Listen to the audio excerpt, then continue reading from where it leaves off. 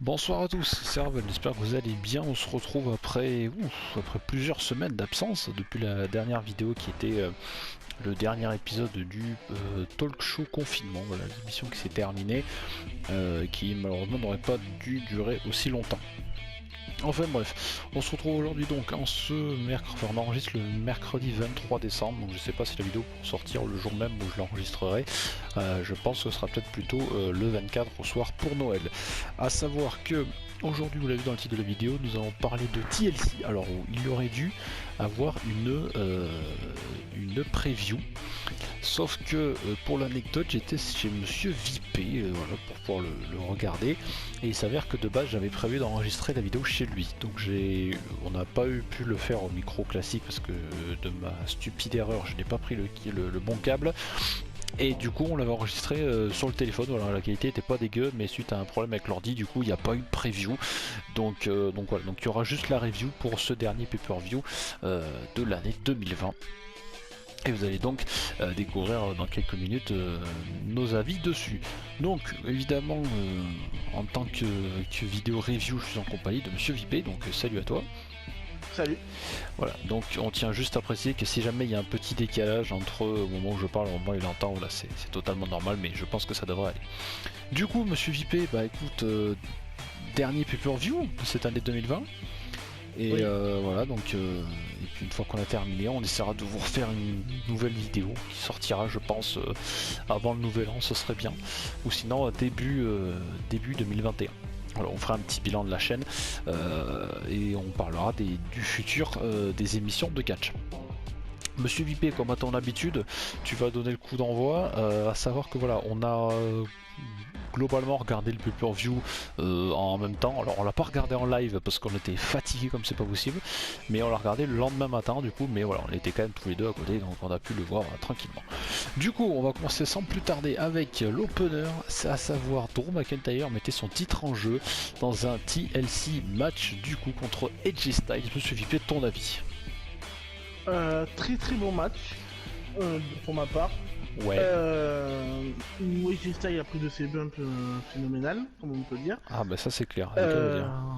Avec surtout une projection sur l'échelle où il est retombé mais complètement sur son bras et sur les Ouais, côtes. c'est sur un surpassement, je crois, non, il me semble. Ouais, supersement, et après c'était à la fin du match aussi.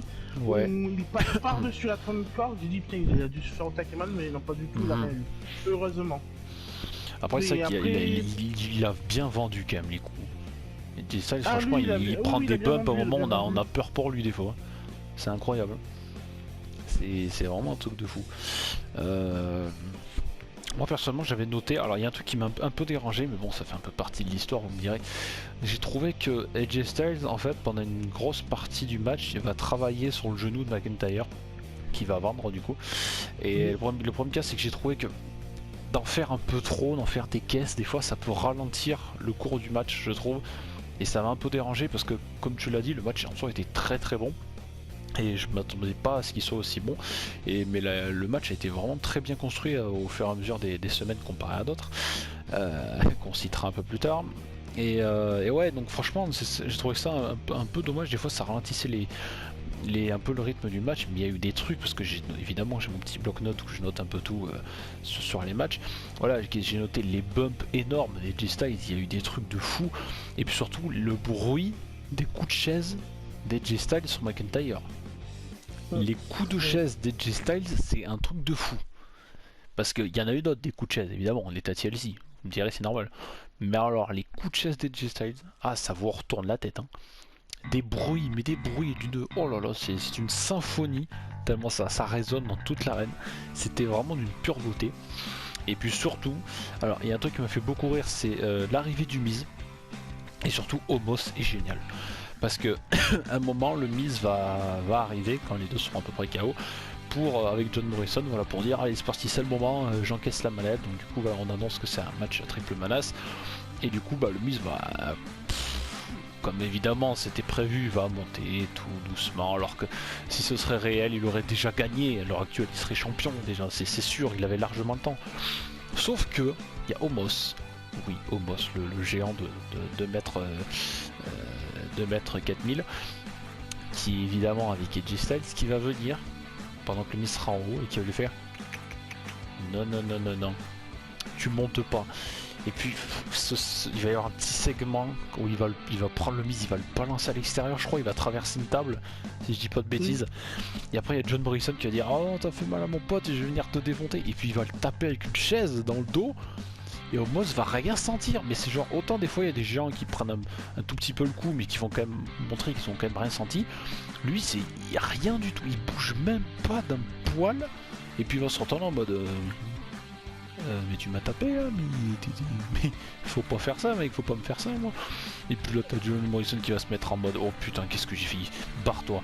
Enfin en tout cas c'était le seul prétexte pour faire en sorte que Omos se barre. Mais ah ouais là en plus il va se gameler avant de reprendre la rampe là pour se barrer, mais ce Omos c'est vraiment trop bien. Ce petit segment avec Omos m'a vraiment tué. Et franchement comme je le disais en début, j'ai trouvé ce match vachement bien parce que déjà il a été super bien construit je trouve au fur et à mesure des semaines. Enfin en tout cas c'est mon avis, je sais pas ce que t'en as pensé toi. Et pour je pense ce qui pouvait être un adversaire entre guillemets d'attente pour McIntyre, j'ai trouvé que le match était quand même vachement bien.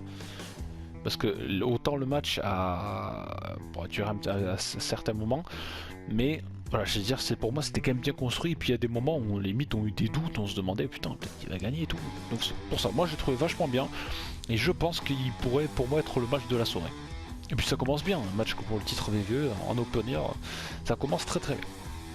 Du coup, on passe au match suivant. Oui. Moi, tu voulais rajouter quelque chose peut-être? Non,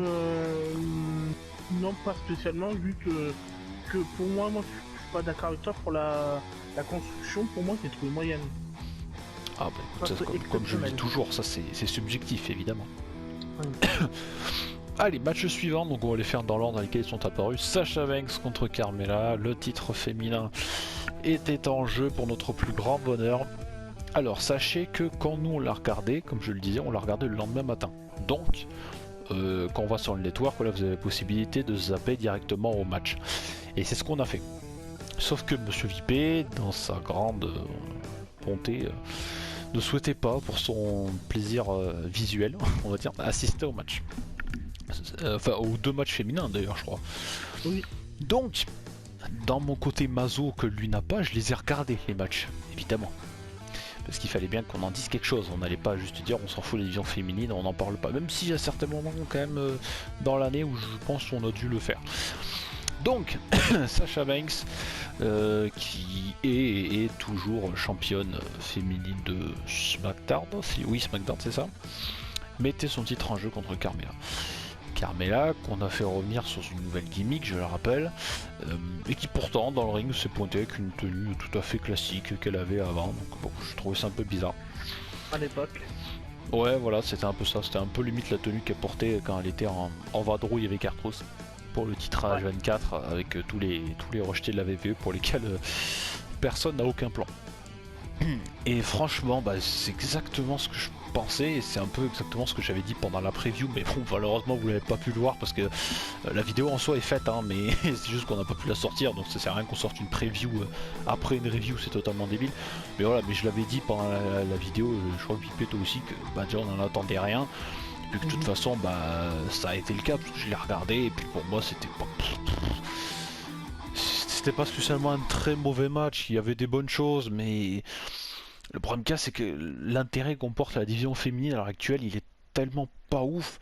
Alors je le répète, c'est toujours subjectif, ce qu'on dit, peut-être que vous, la division féminine, elle vous éclate et tant mieux pour vous, franchement, si ça vous plaît, tant mieux pour vous. Mais franchement, pour moi, c'était un match totalement classique, tout ce qu'il y a de plus simple. J'ai pas vraiment été très voilà quoi, c'était. Je sais pas que c'est pas que j'ai pas spécialement. Enfin, si, déjà j'ai pas spécialement envie d'en parler, c'était un bon argument. Mais c'est juste que j'ai rien à dire dessus, voilà, moi je l'ai vraiment pas trop ouf. Et puis voilà, c'était. On fait gagner Sasha Banks, bon bah voilà, est-ce que peut-être. Comme je le dis, on enregistre cette vidéo le mercredi, donc peut-être que vendredi soir à SmackDown, il y aura peut-être un autre segment où ça va continuer, où il va y avoir quelque chose, je sais pas, franchement je sais pas. Même si à certains moments j'ai bien cru que Sasha Banks allait abandonner, parce qu'il aurait été quand même vachement con. Mais voilà, il n'y a vraiment rien à dire dessus, et puis on va passer au match suivant parce que j'étais vraiment pas investi là-dessus et voilà, je l'ai regardé pour faire l'effort de le regarder, mais c'était vraiment pas terrible. Allez, match suivant, tu vas peut-être pouvoir en dire quelque chose vu qu'on l'a regardé. D'ailleurs c'est toi qui va commencer sur ce match aussi. Troisième match de la soirée, le Hurt Business défiait le New Day, du coup les anciens champions par équipe d'Euro, puisque le Hurt Business a battu le New Day et est donc devenu les nouveaux champions par équipe, à savoir que maintenant le Hurt Business a 3 ceintures, donc Alexander et Shelton Benjamin qui sont champions par équipe, et Bobby Lashley champion des États-Unis. Voilà, MVP qui gère tout ça. Pour moi, le Hurt Business, c'est top. Voilà, on cherche à créer des nouveaux groupes. Voilà, le Hurt Business, pour moi, c'est vraiment super. J'adhère à 100%. Monsieur JP, un petit avis sur ce petit match. Match sympa. Oui. Que j'ai pas trouvé ouf, mais il était sympa. Juste sympa. Oh, il y avait du bon quand même. J'ai noté du bon pour ma part. Kofi Kingston qui a fait le meilleur match. Pour moi, par rapport à Xavier Woods, que Xavier Woods, on l'a pas trop vu, on l'a vu plus à l'extérieur que dans le ring. Ouais, il a pris un peu tarif pendant un moment. Il a pris juste tarif un moment, il a pris un combo, 2 coups de pied et le finisher. Ouais, il a pris vachement. C'est juste ça qu'on a vu juste là sur le ring. Après, tout le travail, c'est Kofi Kingston qui l'a fait. Et moi, j'avais dit victoire de New Day, mais ils m'ont surpris. Écoute, moi j'avais mis hors business, donc je suis plutôt content. Parce que pour moi, je ne croyais pas du tout qu'ils allaient gagner, vu comment se passait avec Cedric Alexander, qui était toujours, qui gagnait toujours, mais qui faisait sa victoire tout seul, mais pas avec les autres. Ouais. Ben là, en fait. Moi ça va, parce que je suis content, parce que pour les notes, je crois que je me suis trompé qu'à 2 matchs, toujours j'ai eu bon, donc ça va, c'est plutôt cool. Donc voilà, donc moi ça m'a surpris de voir l'équipe, donc c'est bien un peu de changement, c'est bien, mais je la vois pas tenir cette équipe. Entre Shelton Benjamin et Cedric Alexander qui se met toujours devant, un peu plus devant. Ouais, c'est sûr. Peut-être ça peut. Moi, la longue, oui, ça peut faire en sorte qu'il ait ça peut créer moi, quelque chose. Ça va péter, et donc il faut aller minimum 2 mois en tant que champion. Et après, on va remettre le nouvelle, une nouvelle équipe qui va arriver. Bah, le nouvelle, du cas, c'est que ça commence à tourner autour, quoi. On en avait déjà parlé dans des anciennes previews depuis, même des très anciennes. Mais ouais, mais le cas, c'est que la division par je vais dire féminine, la division par équipe, elle est totalement claquée, quoi. Voilà. Que ce soit à Raw ou à SmackDown, elle est claquée, la division par équipe. Et la féminine, elle est vraiment pas mieux. Là, il y a Charlotte qui est revenue, donc ça va peut-être aider un petit peu. Mais pour moi, les 2 divisions, elles sont vraiment claquées, quoi. Il y a rien à en tirer, malheureusement. Enfin bref, pour revenir sur le match, bah écoutez, moi j'ai noté en tout cas le très bon travail de Cedric Alexander dès le début du match, voilà, qui a fait un début de match incroyable. Et puis surtout la fluidité dans l'exécution de Xavier Woods et Kofi Kingston. Ces deux-là s'entendent tellement bien qu'ils ont ils ont quelque chose. Quand ils font des prises ensemble, je trouve que ça rend super bien, c'est ultra fluide, c'est propre à regarder, c'est toujours très bien exécuté. Et souvent je dis que voilà, que des fois c'est des adversaires à 1 contre 1 qui ont une bonne alchimie entre eux. Là c'est pour moi le New Day, c'est sûr que là bon bah en même temps ça fait tellement longtemps qu'ils sont en équipe, ils se connaissent très bien, vous me direz, mais voilà, là j'ai noté qu'il y avait des trucs vraiment parfaitement exécutés au truc près. Franchement j'ai trouvé ça vachement bien. Qu'est-ce que j'ai noté de Cedric Alexander qui vole le finish à Shelton Benjamin, parce que c'est lui qui avait les clés pour finir, mais voilà, il y a eu un tag à la fin, un peu à la surprise de Benjamin, qui fait bon bah ça peut te faire plaisir, vas-y. Et du coup bah nouveau champion. Et enfin j'ai noté bah du coup voilà, donc j'avais noté pour finir enfin leur business champion, parce que pour moi voilà, il y avait d'autres moments, je pense, avant pour déjà les mettre champions, et même avant, même comme tu l'as souligné Vipek, que Alexander commence à vouloir se mettre un peu plus en avant que Shelton Benjamin. Et je pense que pour moi ça aurait été une bonne chose de les mettre champions un peu avant et de commencer à dire ok, donc maintenant ils sont champions par guide, mais il y en a quand même un qui veut faire un peu plus que l'autre. Je pense que ça aurait été peut-être mieux de le faire avant que maintenant, du coup, que maintenant qu'ils sont champions. Mais voilà, mais après le match en soi était vraiment pas dégueu. Moi je trouvais quand même, c'est sûr c'était pas le meilleur match non plus qu'il nous a offert, mais voilà, c'était un bon match. Voilà, je le retiendrai pas non plus énormément, mais c'était quand même très très propre. Match suivant. On va repasser dans la division féminine. Alors, je te pose pas la question parce que je sais que tu les as pas vus les deux, donc c'est pour ça que je t'interroge pas là-dessus. Oui. Voilà, je vais essayer de vite passer. On passait donc à Nia Jax, Shayna Baszler, les anciennes championnes par équipe, qu'elles ont perdu contre Asuka et on savait pas qui. Et on savait pas qui, bah c'était Charlotte Flair du coup, qui a fait son retour, mais il y avait un truc totalement débile. Alors là par contre faut expliquer. Depuis quand Charlotte et Asuka sont copines? Parce que Asuka nous a présenté sa partenaire en mode, elle nous a pointé du doigt en mode regardez, elle arrive là tout de suite. C'était un peu bizarre la manière dont elle nous l'a montré. Et puis on voit Charlotte arriver, toute contente de revenir, toute fière, et puis voilà, elle arrive un petit câlin à Asuka et tout. Alors on rappelle que les deux s'étaient déjà affrontés avant que Charlotte parte en pause blessure, enfin bon voilà. Que Asuka avait gagné, il me semble en plus. Oui. Et là, bah je sais pas, elle est toute contente. Voilà, je trouvais ça vraiment bizarre. On parle quand même de deux superstars féminines qui se sont affrontées pas mal de fois, notamment dans un très gros match à WrestleMania 34. Je pense que c'est d'ailleurs un des seuls bons matchs de ce show. Voilà, pour moi il n'y a vraiment pas eu beaucoup.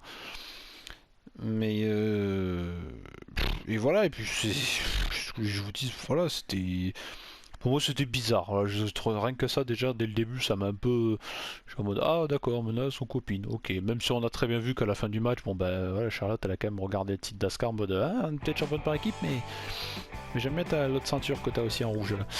Et puis voilà, puis en soi c'est je veux dire un peu la même chose que l'autre, c'était pas un match de fou, voilà, c'est Shayna Baszler qui a pris le pin final avec Charlotte, voilà, avec sa natural selection, je crois que ça s'appelle comme ça. Ouais. Sélection naturelle. Et c'était pas un très mauvais match, mais c'est un peu comme j'ai dit pour l'autre, c'était un match classique, voilà, on s'en souviendra pas comme un des très mauvais, ni comme un très bon, mais bon, pour moi c'était voilà, c'était un petit match classique, sans trop, il n'y a rien vraiment qui me choque plus que ça. Après est-ce que alors voilà, comme je le disais, l'épisode de Raw est passé, donc on va peut-être pouvoir en parler un peu aussi pour certains matchs, notamment le main event. Mais et voilà, mais c'est vrai que là, est-ce que du coup Nia Jax, Shayna Baszler, est-ce que ça va continuer encore un peu ou pas, ou est-ce que maintenant qu'elles sont plus championnes et que c'est juste le temps qu'on construit d'autres équipes, on sait pas, on verra. En tout cas, on sait que les titres par équipe féminins seront mis en jeu vendredi soir à SmackDown, donc je pense que ce sera contre le Riot Squad à mon avis. Et puis voilà, quoi, donc comme je le disais, voilà, match très simple, c'est classique, et pour moi dès le début ça m'a un peu. Je trouve ça un peu bizarre. Enfin bref, allez, match suivant, écoute, comme je le disais, tu vas parler un peu à ton tour. Roman Reigns, champion universel qui est resté champion universel contre Kevin Owens. Lâche-toi, je suis sûr que tu as plein de choses à me dire. Et je compléterai. Un des meilleurs matchs de la soirée. Ouais. Le deuxième, pour moi. Alors c'est quand même cool parce que d'abord je te laisserai terminer après, c'est que c'est quand même un pay-per-view qu'on attendait pas beaucoup quand on en a parlé sur la preview. Comme je disais, la preview est enregistrée, on l'a enregistrée chez Monsieur VP, mais c'est juste qu'elle n'est pas disponible. Et c'est vrai que même dans soi le pay-per-view on en attendait rien en fait. Et finalement on a quand même été assez surpris. Oui. Mais bon, ça on en fera un bilan quand on aura parlé de tous les matchs. Du coup vas-y, fais-toi plaisir. Oh, Kevin Owens, Roman Reigns. Donc ce que je disais c'était que pour moi le deuxième meilleur match de la soirée. Oui. Tout ça. Kevin Owens énorme. Pour moi il a fait un match exceptionnel. Ah là, un des meilleurs matchs pour moi qu'il ait jamais fait, hein, c'est clair. Oui.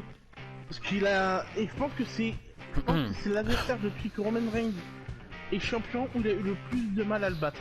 Je pense Roman Reigns. Oui, je pense. Il a eu beaucoup plus de difficultés, même quand il a eu. Quand Uso il a fait son premier match en solo contre lui. Les matchs étaient pas mauvais, mais là, on pense que. Mais il manquait un truc contre Uso, il manquait le truc. Il manquait, je pense que ce qui manquait, c'était ce qui manquait pour moi, le truc, c'est contre Uso, c'était le truc où on pouvait se dire ah ouais, Uso il peut peut-être gagner en fait. Et moi quand j'avais vu les matchs contre Uso, je pense que c'est ça qui me manquait en fait. Tandis que là il y a eu des moments où on s'est dit ah ouais, Owens il peut gagner en fait. Il peut le faire. Et il y a juste le seul point négatif à dire dans ce match, c'est juste Uso et les interventions. Ah ouais, oh là là. Ok, mais ça peut être un mec qui est LC, mais c'est chiant. Et tout le temps. Trois fois. Quand à un moment il brise pas la cheville parce que vu qu'il est revenu. Ouais. À un moment avec la chaise, il le met dans le pied et en fait il appuie, il saute sur la jambe. Donc ça fait pression sur la jambe. D'habitude, on fait ça à un mec comme lambda, comme à n'importe qui, il revient jamais. Ouais, Il revient jamais. il revient en boitant. Les dernières fois qu'il y a eu ces trucs, c'était, je sais plus quand c'était, il y a longtemps, Marc Henry qui le faisait. Sur Big Show Kane, Je me souviens pas. il revenait 2 mois après. Là, on lui fait ça. Ah non, 2 secondes après, il revient. Non, tout va bien. Tranquille. Ouais, non, ça y est, il revient à cloche-pied en mode non, faut que je défende mon cloche-pied, non. cousin. Juste le début à cloche-pied, après, non, après ça débute mieux. Donc, franchement, non. Non, le point négatif, c'est Yuzo. Mais après, le plus gros moment, c'est quand Kevin Owens se fait enchaîner sur les tables de partout. Ouais. Il se fait passer à travers et tout. Et à un moment, il dit viens, c'est pas fini, viens, fous-moi encore un spire. Et Ça. Roman Reigns, vu qu'il est orgueilleux à un point, mais pas Ah, possible. mais ça, un il a orgueil dit, incroyable. ok, j'arrive. Et là, Kevin Owens, il évite, et là, Roman Reigns, il se prend la barricade en pleine gueule. Ah ouais. Ah, mais Il ça, dit, par allez, contre, c'est bon. là, il y a coup de gueule. Non. Là, il y a coup Oui, de il y a gueule. coup de gueule parce qu'il le prend pas, parce que 2 secondes après, il est revenu. Oui, Ils voilà. le vendent pas en Mais- plus. Il le vend pas, mais. Le mec il traverse une barricade, il arrive à 140, je suis sûr, même sur l'autoroute, les voitures ils vont pas aussi vite, mais il le démonte, un bruit sourd en plus. Quand on a regardé le match, on s'est dit mais c'est pas possible, il a cassé toute l'arène. Sur le moment on le voit, il est raide mort, et puis le moment où Owens il va se retrouver presque limite en haut de l'échelle, on va voir Roman Reigns qui revient en mode narmol, le mec il a démonté une barricade, c'est pas grave, tout va bien. Ouais. Et mon dieu, ça m'a saoulé. Qu'est-ce que j'ai noté moi? J'ai noté, alors c'est vrai, j'avais Là, noté là, Aussi, ah oui, quand Roman Reigns il est en haut pour décrocher la truc, ah oui, et qu'il dit allez c'est Oh, bon, la j'ai main. gagné, et là, la main tu de vois la Owens main qui lui qui- attrape la jambe en mode non, je suis Oh vivant non. mec, tu je suis là toujours. Viens, je vais pas lâcher.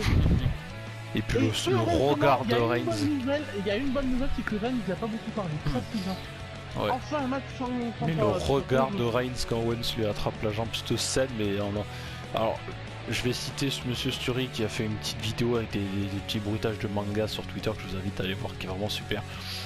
Mais ce moment, il était d'une beauté en mode ouais, tu m'as pas battu, je suis toujours vivant et tout. Et puis Reigns qui le regarde en mode mais t'abandonnes jamais, toi, faut que t'arrêtes, toi, mon gars. Tu vois que je te démonte, mais tu continues. Et puis là, franchement, c'était un Owens, mais pour là, j'ai jamais vu un Owens aussi agréable à regarder, quoi. Alors moi j'avais noté Owens n'est pas resté fort lors des derniers épisodes de SmackDown. Alors on l'a vu, il s'est relevé à chaque fois pour montrer qu'il était terminé, mais il s'est fait latter. Mais là dès le début du match, genre je crois que c'est Reigns qui fait son entrée et puis Owens l'attaque directement par derrière, tel un gros heal, mais pour moi c'était de toute beauté. Et qu'est-ce que j'ai noté d'autre? Ah oui, la toute première apparition de Jey Uso. Alors Jey Uso, la toute première fois qu'il va intervenir dans le ring, malheureusement il va intervenir beaucoup trop souvent. La toute première fois qu'il va intervenir dans le ring, il va se faire démonter. Mais genre, il va pas toucher Owens du tout. Il va le démonter. Et il va servir à rien pour sa première apparition. Ensuite, ah oui, ça c'est Monsieur VP qui nous l'a fait remarquer, c'est même pas moi qui l'a vu. À un moment, ils vont se battre du côté de l'ancien emplacement de la table des commentateurs, donc sur le bord du ring. Et puis il y a un arbitre qui va passer à 3 cm d'un escalier. Je crois que c'est Reigns qui va le balancer derrière, je crois, non? Oui, pas Ouais. légèrement. Il va s'énerver, Reigns, il avait un escalier entre les mains, il va le balancer. L'arbitre, il y avait un arbitre à côté, il est passé à un poil de cheveux de se faire démonter par un escalier. Et puis il a lancé en plus avec une puissance. C'est même toi qui l'as dit, il fait attends mec, regarde, je crois qu'il a fait tuer l'arbitre. Et quand on a regardé, oui, il y a vraiment un arbitre qui a failli décéder. Je sais pas si c'était voulu ou pas, mais il s'est fait vraiment démonter. Et enfin voilà, c'est Monsieur VP qui l'avait remarqué, c'est pour ça que je tiens à dire que c'est quand même toi. Qu'est-ce que j'avais noté d'autre? Oh, donc on a fait tuer l'arbitre. Ah oui, qu'est-ce que j'ai noté aussi? Évidemment, la brutalité est ultra présente et j'ai marqué vraiment et bordel, c'est ça qu'on aime. Des matchs où on a des coups de chaise, même des droites, des gauches qui s'envoient de pleine puissance. Ça j'aime, parce que là on voit que la rivalité elle est bien foutue, que les mecs ils en veulent et qu'ils sont prêts à tout se démonter pour pouvoir avoir la victoire, et ça vraiment j'ai kiffé. Donc la réaction de Roman Reigns en haut de l'échelle, ça on en a parlé. Le fait est que Reigns ne voit absolument pas son spear totalement raté dans la barricade, ça m'a gonflé aussi, parce qu'on sur le moment on a vite, mais non il va pas gagner, c'est pas possible. Et voilà, et surtout, alors je sais qu'on dit Uso on en a déjà parlé, mais cette fin, mais non, pour moi elle était horrible. Parce que les deux en haut de l'échelle et Reigns qui finit avec sa vieille soumission, genre je te fais faire dodo, Owens qui tombe. Mon dieu, cette fin qu'elle m'a gonflé, que j'avais envie de casser un truc. On va en Owens, génial, à un moment même nous on était là, putain il va gagner, vas-y Kevin, vas-y. On était comme des fous derrière la télé, alors que c'était même pas du live, c'était comme je dis, c'était le lendemain matin. Je pense que si on l'a regardé en live, ça aurait tenu en haleine, mais voilà, et comme je vous dis, on l'a pas regardé en live parce qu'on était trop fatigués, autant VP que moi. Mais là, je pense que ça aurait été le soir, on aurait été excités comme des fous. Ouais. Mais cette fin, oh là là, j'ai pété les plombs. Vieille soumission, Owens qui tombe en mode j'en peux plus, je suis sûr à mon avis Owens on va peut-être pas le revoir avant un moment. Mais d'ailleurs je pense qu'à mon avis il faudrait faire ça, faudrait ne pas le revoir avant un moment. Parce que si vendredi soir à SmackDown on le revoit une nouvelle rivalité, c'est totalement débile pour moi. Après le match qu'il vient de nous offrir, je me demande si c'est pas un des meilleurs matchs qu'il a jamais fait chez WWE quoi. Dans le main roster je parle. Revanche, hein. Je crois qu'il y a une revanche hein, un peu vendredi. Hein. Ah peut-être c'est possible. Oui, je crois que t'as raison. Donc non, il sera là déjà. Non, il sera là. Voilà. Ouais, mais je veux dire, s'il est là, c'est toujours avec un Roman Reigns derrière, ça passe encore, tu vois. Mais oui, je crois que t'as raison en plus. Mais ouais, mais tout ça, cette fin de merde, et surtout, je l'ai vu sur plein d'articles, plein de sites, plein de youtubeurs, enfin, plein qui regardent du catch. Je pouvais pas tous vous les citer, on va pas faire de favoritisme. Même si généralement j'en cite plus un, bon voilà, vous avez l'habitude. Mais sur cette fin de merde bordel, j'avais carrément marqué bordel, et surtout j'ai marqué il faut arrêter avec Jey Uso. C'est un insupportable, mais il y a des moments où on était tellement sûr de voir gagner, puis qu'on le revoit revenir sur une genre mec finalement ça va mieux, il va prendre tarif, et puis il va encore revenir quand Reigns sera encore à terre, alors qu'il y a des moments Reigns il a bien vendu. Il y a des moments, je crois, il va vouloir mettre un spear, un truc comme ça, il va rater, Owens va le projeter dans les cordes, il va faire un pop-up powerbomb sur une table. Il y a des trucs que Reigns, il vend super bien. C'est pour ça que même si je l'aime pas trop, je reconnais quand il fait des bons trucs, faut le dire. Mais ce truc de la barricade qui vend pas du tout, et puis ce Jey Uso qui revient, mais tout le temps, mais oh là là là, ça m'énerve. Ça franchement, ça m'énerve de fou. Ça me rend totalement fou. Et surtout, où est Jimmy ? Et où Jimmy en attendant? Il est toujours blessé.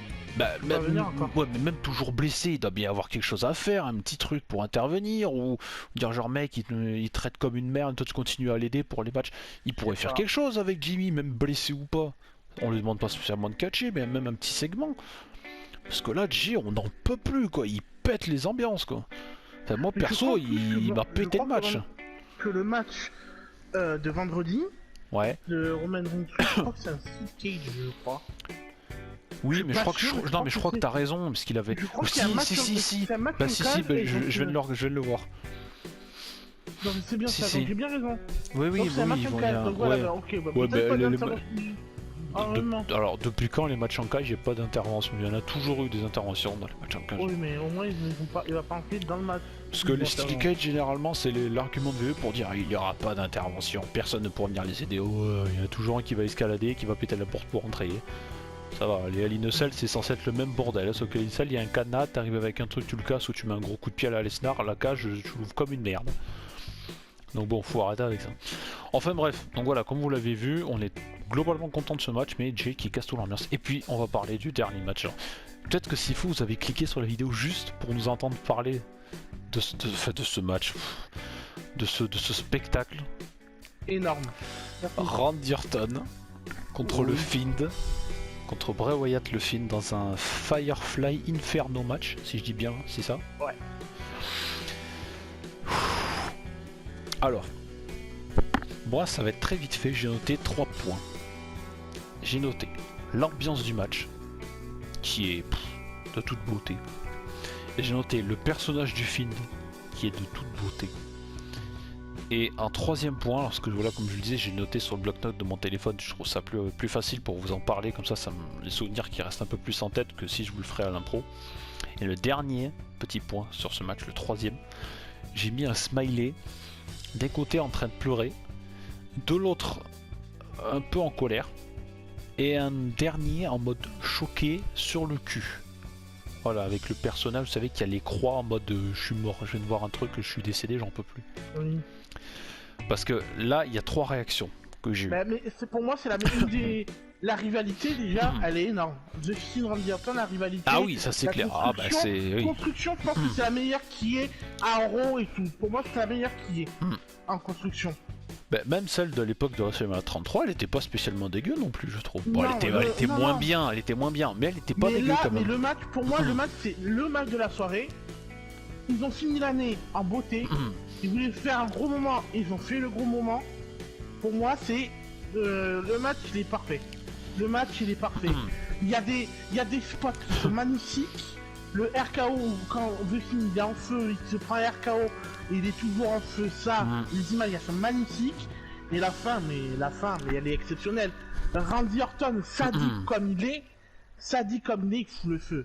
Mais ça, si on a vu mettre des gens mettre le feu à des juste à un bras à l'époque. Oui, mais là c'est vraiment. Même Randy Orton à l'époque, quand il avait mis le feu au cercueil de l'Undertaker et tout, ça ok, on l'a vu. Mais là, juste le mec il est couché et là il jette l'allumette, il prend feu.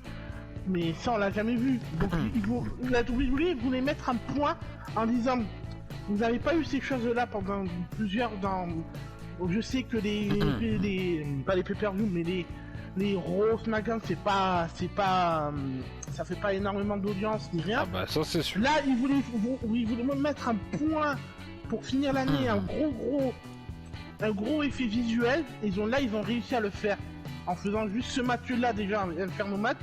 Et juste la fin, juste quand tu mets le feu au truc, là c'est bon. Là tu sais que WWE ils ont fait un truc. Bah de toute façon il fallait qu'il fasse un bon coup. Ça a marqué tout le monde là. Ouais mais ils étaient obligés de faire un gros coup parce que franchement si tu pourrais me citer un pay-per-view en 2020 qui t'a marqué pour sa bonne qualité, tu serais capable de m'en citer un? Non. Voilà. Pardon. Tout simplement parce que... Putain là j'ai plus de voix. Tout simplement parce que voilà, il n'y a pas eu de pay-per-view de fou et puis cette année 2020 sans parler des problèmes de Covid, l'année elle a pas été terrible pour les pay-per-view. Il y a eu quelques bons matchs. Putain. Pardon je baille. Excusez-moi mais il y a eu quelques mois, je crois que c'était Seth Rollins contre McIntyre je crois pour le titre c'était. C'était à Money in the Bank je crois non. Oui. Je crois que c'était un truc comme ça. Et puis le pareil, il y a eu des matchs qui ont été assez bons. Mais dans l'ensemble, enfin bon en tout cas peut-être vous en commentaire, dites-nous nous, comme je dis, toujours vos avis nous intéressent, hein. Toujours dans le respect évidemment. Mais je pense pas qu'il y ait vraiment un peu pour on s'est dit ah ouais en 2020 moi je me souviendrai de ça et franchement ça c'était cool. Les là VVE ils se sont dit ok c'est le dernier de l'année, faut qu'on fasse quelque chose pour que même si cette année a été pourrie, que ce soit autant pour les pay-per-view que pour les shows hebdomadaires, faut qu'on se souvienne de nous. Et donc, pour revenir sur ce que je disais, c'est que certes l'ambiance du match est géniale, le Fiend est génial, enfin Bray Wyatt en général est génial. Et puis comme j'ai les 3 smileys, alors déjà, sans forcément les faire dans l'ordre que je les ai donné, on va tous les décrire un par un. J'avais mis un smiley pour choquer, parce que je pense que un peu tout le monde l'a été sur le cul. J'avais mis un autre smiley de la colère, parce que j'ai un peu peur qu'on soit sur un moment où on va se dire ok on a peut-être utilisé le Fiend un peu trop, on va lui faire une petite pause, on va peut-être le faire disparaître complètement et mettre autre chose à la place, de plus ou moins effrayant, bref, bon ça on le verra plus tard. Mais on va pouvoir aussi parler un peu du Raw qui s'est passé juste après. Et de l'autre un peu voilà, un peu triste parce que bon c'est vrai que comme je le disais c'était je pense un des meilleurs personnages que VVE ait fait depuis de nombreuses années. Et certes, Orton est super, Orton est ultra sadique, Orton il a des voix dans sa tête, il fait des trucs de fou, c'est sûr, il est unique. Après, je trouve que c'était presque un faux raccord de fou, parce que nous faire vendre le personnage du Fiend qui crame, ok, mais VVE n'allez pas me dire qu'avec le budget que vous avez, vous n'êtes pas foutu de nous mettre un truc un peu plus propre que cette vieille marionnette. Alors on se doute bien évidemment que c'est pas vrai, voilà, toute personne sensée se doute bien que c'est pas vraiment Bray Wyatt dessous qui a cramé pendant plusieurs heures et que voilà, on sait très bien que c'est un faux qu'il y avait dessous. Oui. Mais quand on va voir après, alors je vais rejoindre un peu ce qu'ont dit certaines personnes, que justement Bray Wyatt a tweeté juste après pour dire merci je crois. Bah mec, dans la storyline t'es censé avoir cramé, donc t'es pas spécialement censé être vivant entre guillemets. Le Fiend a cramé, pas Bray Wyatt. Le Fiend a cramé. Oui mais bon, ça rend pas fou quoi. Non, c'est pour moi, il a raison de tweeter, dire thank you avec la photo du cocon pour dire qu'il va revenir encore plus fort ou changer. C'est Bray Wyatt qui tweet, c'est pas The Fiend. The Fiend, c'est son personnage. Oui, comme, mais c'est son personnage, mais c'est un peu sa double face. C'est comme si Mick Foley disait thank you alors que c'était Mike Kane sur le ring. C'est pareil, oui, non mais ça je suis d'accord, je comprends bien, mais ce que je veux dire c'est que les deux personnages sont ultra liés et puis il y a certains personnages qu'on les reconnaît facilement. Mick Foley, on sait que c'est Mankind, on sait que c'est Dude Love, c'est facilement reconnaissable. Là c'est censé être une autre face de Bray Wyatt. Et je trouve dommage que même si c'est pas Bray Wyatt en lui-même qui a cramé comme tu le dis toi, je trouve que pour les deux persos qui sont autant liés, moi je trouve que c'est un peu bizarre du fait de dire, de poster quelque chose quoi. Parce que même comme tu le dis, je suis quand même d'accord avec toi, je comprends ce que tu dis, que c'est pas spécialement lui. Moi je trouve ça un peu bizarre. Donc certes avec ça, VVE je pense qu'ils nous ont marqué le cul autant que l'accident de Grosjean à F1. Mais là voilà, pour moi c'était quand même... il y avait c'était un peu toutes les émotions, voilà. Il y avait un peu de colère, un peu de tristesse et surtout, bon, évidemment très choqué. Mais pour ça, voilà. Donc voilà, bah écoutez, on arrive à la fin de cette vidéo. Donc un petit bilan VIP de ce TLC là, en 1 minute, là, 30 secondes. Il était bon, il était pas mal. Ouais, bah je pense que c'est un peu comme je le disais, on n'en attendait pas grand chose et finalement, bon, on a été agréablement surpris quand même, mis à part 2-3 matchs. Parce qu'après voilà, pour moi personnellement, si on enlève les matchs féminins, le show il a pas été si dégueu que ça quand même. Ouais. On a eu un très bon opener, on a eu un Kevin Owens qui est totalement génial. Bon, un Jiuzo insupportable, des matchs féminins pourris, un match par équipe qui restait quand même vachement bon, un kick-off qui était bon, bah, totalement classique. On n'en a pas parlé du kick-off, mais en soi, bon, il y avait un ex de foufou, surtout pour voir le pauvre Daniel Bryan relégué en kick-off. Mais bon, en soi, voilà, c'était loin d'être dégueu et franchement, je pense que VVE a bien fini l'année. Mais on essaiera de vous en parler dans une prochaine vidéo, voilà, dans un podcast. Et je pense que le prochain podcast arrivera pour l'année prochaine, donc on se dira l'année prochaine. Pour terminer cette vidéo, donc déjà évidemment remercier Monsieur Vipé comme d'habitude pour toute cette année. Du coup, on a fait une année complète en émission catch, en preview review. Donc voilà, donc c'était la dernière vidéo. La dernière review de l'année 2020, donc merci Monsieur Vipé, et puis j'espère qu'on comptera toujours sur toi pour 2021. À suivre les pay-per-view. Et voilà, donc comme je dis, donc on se retrouvera, je pense, soit avant le nouvel an, soit avant la nouvelle année, soit en début d'année, pour vous faire une petite vidéo, voilà, un peu bilan de la chaîne, de tout ce qui s'est passé, de toutes les nouveautés et de ce qui se passera dans les mois, dans les jours et les semaines et les mois à venir. Voilà, merci à tous, n'oubliez pas de nous suivre sur les réseaux sociaux et puis surtout, voilà, excellente fête de fin d'année à tous. Voilà, même si je pense qu'on essaiera de faire en sorte que la vidéo soit postée assez rapidement. Voilà, donc bonne fête à tous, profitez bien de la famille, n'oubliez pas trop nombreux non plus. Et puis voilà, donc joyeux Noël à tous et puis je pense rendez-vous l'année prochaine. Allez, à très bientôt, merci Vipé et puis salut à tous, ciao. Salut.